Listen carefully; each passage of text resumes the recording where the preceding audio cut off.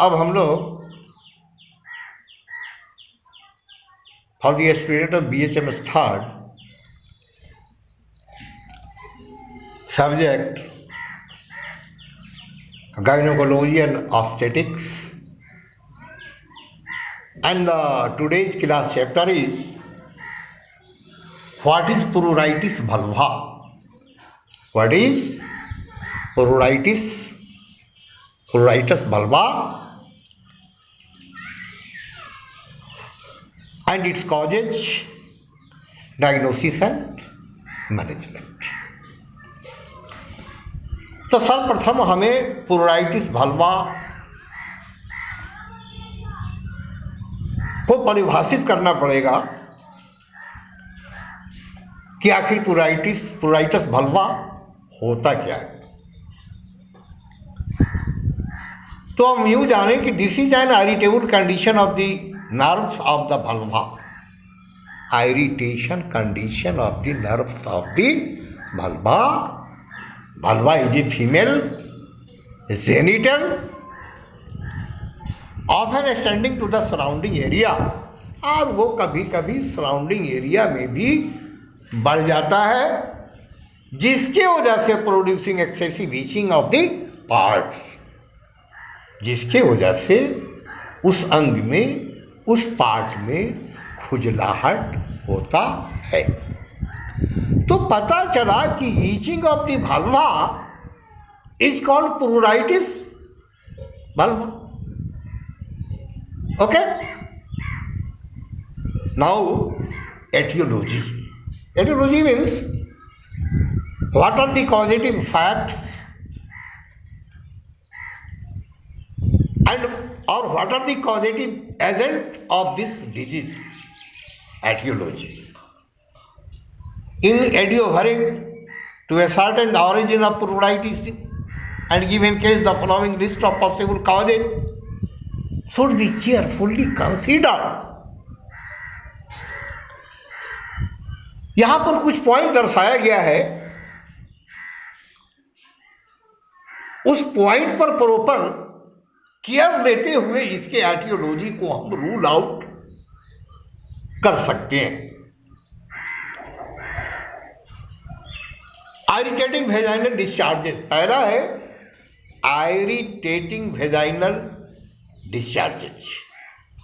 ये योनि से जो स्राव हो रहा है वो इरिटेंट नेचर का है, एक्रीड लिकोरिया होगा या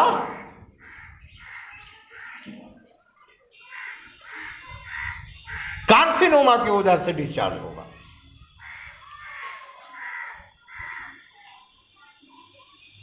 दूसरा है incontinence of urine.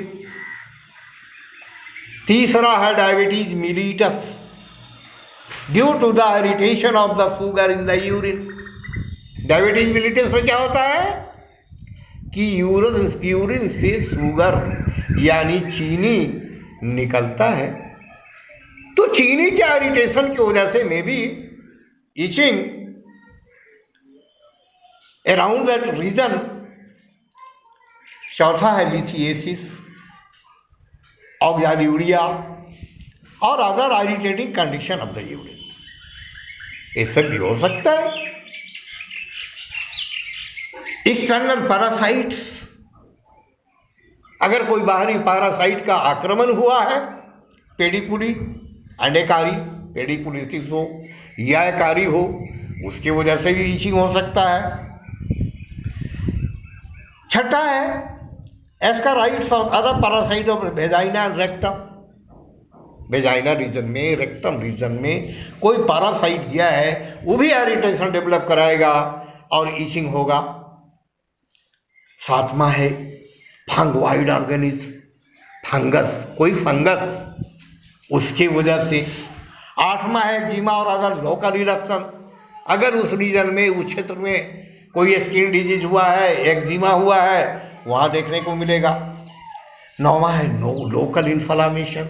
Local inflammation में क्या है, वल्वाइटिस, वेजिनाइटिस, यूरेथ्राइटिस, है ना। वल्वा का सूजन वल्वाइटिस, वेजाइना का सूजन वेजिनाइटिस और यूरेथ्रा का सूजन यूरेथ्राइटिस। 10वां है vascular urethral carbuncle, urethral carbuncle होगा, वहां भी ईचिंग होगा। 11वां है short bristly hairs growing on the mucous surface of the labia, labia region में हेयर का प्रोमिनेंट होना। 12वां है एप्थस अल्सर, एक काइंड ऑफ अल्सर, वो हुआ है तब। 13वां है प्रेगनेंसी। 14वां है मेंस्ट्रुएशन। 15वां है congestion of the pelvic organ. 16वां है गाउटी और रिमेटिक डायथेसिस। यहां भी पुराइटस वल्वा होगा, हाइपरेस्थेसिया ऑफ द नर्व। तो ये जो 17 कारण हैं इसके एटियोलॉजी में, हमको बड़ी माइन्यूटली रूल आउट करना पड़ेगा। और इसको जब हम माइन्यूटली रूल आउट करेंगे तभी हम डायग्नोसिस कर पाएंगे कि what are the cause of pruritus vulva और what are the etiology of the pruritus vulva. Clinical feature क्या मिलेगा इसमें? Symptoms. The primary symptom is an itching on the surface of the vulva. प्रथम दृष्टया इसमें हमको क्या मिलेगा? वल्वा के रीजन में सरफेस पर इचिंग मालूम देगा, which becomes on in paroxysmus and may be confined to a portion of the vulva or involves all the external genitals। जो भी बाहरी जेनिटल्स है उसमें the paroxysm may occur at irregular interval without apparent exciting causes। रुक रुक के बार बार होगा जिसका कोई apparent exciting cause नहीं दिखाई दे रहा है। While in other cases the paroxysm may only return at or near the menstrual period।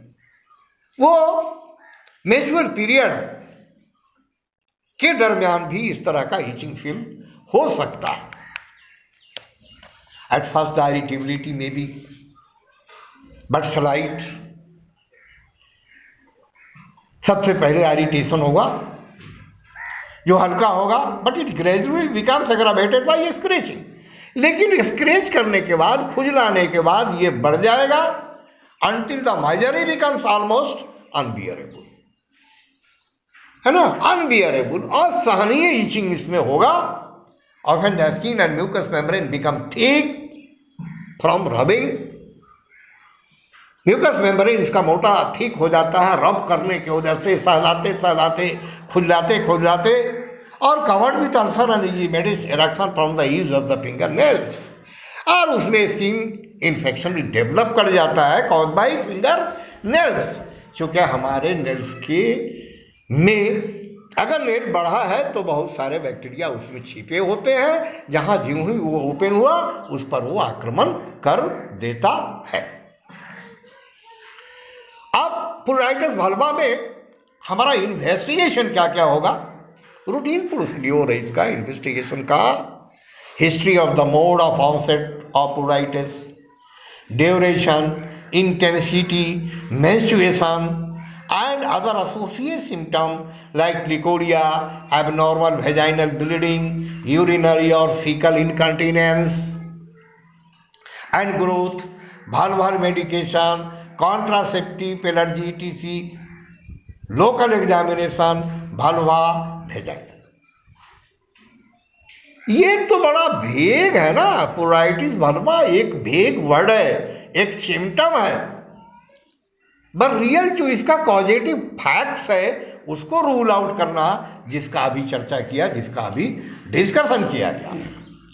पर वेजाइनल एग्जामिनेशन क्या होगा? Pelvic organs, urethra, bladder, rectum, anus etc पर वेजाइनल एग्जामिनेशन करके हमको देखना पड़ेगा कि यूरेथ्रा का, ब्लैडर का, रेक्टम का, एनस का क्या पोजीशन है, क्या परिस्थिति है। ऐसा तो नहीं कि यहाँ पर कहीं कोई इन्फेक्शन है। इसके बाद है test of discharge from vagina. वो वेजाइना से जो स्राव हो रहा है, डिस्चार्ज हो रहा है, उसका जांच करना। सर्विक्स से, यूरेथ्रा से जो आ रहा है डिस्चार्ज, उसका जांच करना। Test for stool, urine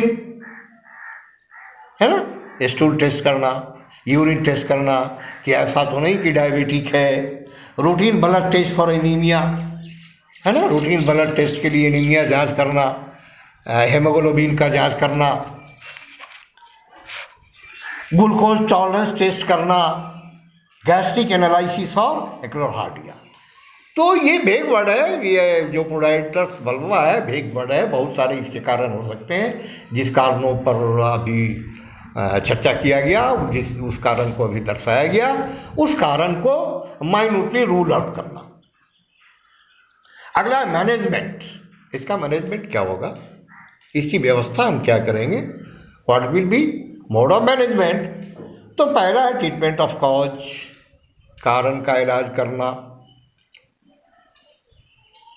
start hygienic regimen, होगा क्या वो हाइजीनिक, वो पर्सनल हाइजीन पर केयर ले रही है या नहीं ले रही है, इस पर प्रॉपर केयर लेना। एवॉइडेंस ऑफ ऑल इरिटेंट्स, जिससे इरिटेशन डेवलप करता हो उससे अवॉइड कराना, जैसे सोप है, कॉस्मेटिक है या और केमिकल है। अवॉइड ऑफ लोकल और जनरल एलर्जेंस, इससे आप अवॉइड करें, मे बी कि ड्यू टू इसके एलर्जी की वजह से प्लूराइटिस बल्बा हो रहा है। Tight clothing should be avoided, tight कपड़ा पहनना मना करना है। सीडेटिव फॉर स्लीपलेसनेस, सीडेट कर देना, सुला देना, ताकि उसको ईचिंग अगर फील हो तो नहीं ईच कर पाए। If allergy suspected, anti histaminic allopathic का मेडिसिन है, एलोपैथिक का ड्रग है, एंटी एलर्जिक ड्रग देने की बात कर रहा है। लोकल एप्लीकेशन ऑफ क्रीम और powder like lotion, calamine, powder of zinc and starch, hydrocortisone ointment, ये वो these are allopathic combination, allopathic medication. Being a student of homoeopathic, we have to take proper care regarding our homeopathic medicine. So what will be most probable homeopathic remedies? First medicine is cantharis. Cantharis में क्या है? Pruritus vulva, burning and violent itching. Pruritus vulva, burning and violent itching. बड़ी जलन के साथ, बड़ी तीव्र खुजलाहट होगा, particularly if there is cantharis dysuria. जब उसके साथ साथ कैंथरिस का डिसयूरिया हो, यानी painful urination is called dysuria. Frequent micturition with burning and cutting, बार बार पेशाब करने की इच्छा जिसमें जलन भी मौजूद हो, यह कैंथरिस का सिम्टम था। Being a student of homeopathic, हमको होम्योपैथिक रिमेडी का ही सिम्टम जानना होगा और सिमिलियर सिमिलेबस क्यूरेंटर के आधार पर हमको मेडिसिन सेलेक्ट करके देना पड़ेगा। अगला जो प्रोबेबल मेडिसिन वो क्या है, conium, violent itching of vulva and even with vagina, violent itching vulva में, वेजाइना में, day and night worse just after menstruation.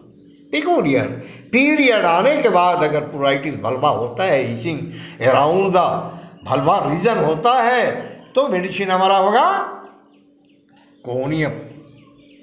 तीसरा मेडिसिन जो प्रोबेबल मेडिसिन है वो है graphites, pleuritis vulva was just before menses and at night, जो period आने के पहले ईचिंग हो और मोस्टली रात में हो, indication of graphites, nothing visible of skin before screeching, और खरोचने के बाद, खुजलाने के बाद स्किन पर कहीं कुछ नहीं दिखाई दे रहा हो, इंडिकेशन ऑफ ग्रेफाइटिस।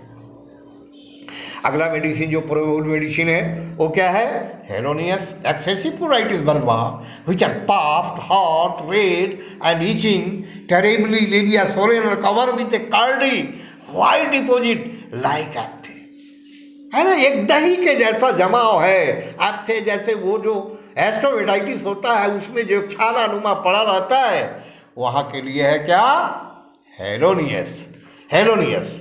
अगला मेडिसिन है hydrastis pruritus vulva with profuse leucorrhoeal and sexual excitement.